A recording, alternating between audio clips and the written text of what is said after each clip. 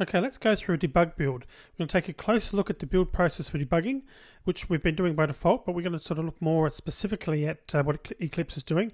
And we're going to see how the file is generated and also go and have a look at the default setups that Eclipse has got for key stores.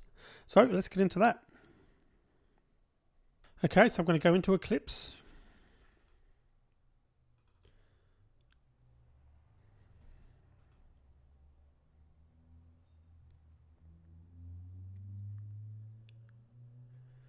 Okay, what we're going to do first is we can go into the Eclipse menu.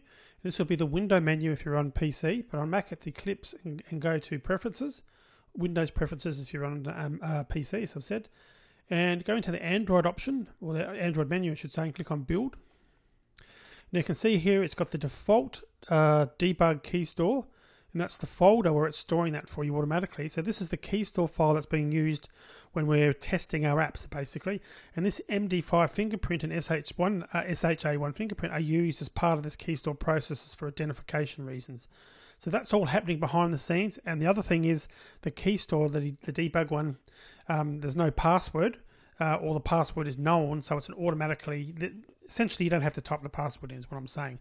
So it's made for debug and it's only ever used for testing purposes, so because we want things to happen quickly, and we're not that concerned with security when we're testing, but of course when we go to deploy to the App Store, that's when we have to have everything. So by default that's where we're looking for the debug. But I just want to show you when we...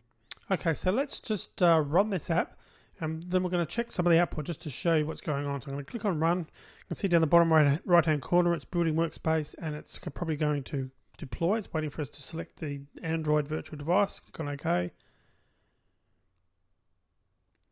Okay, then that's now running in the emulator. You see that's working fine. But the bit I want to show you is in the console.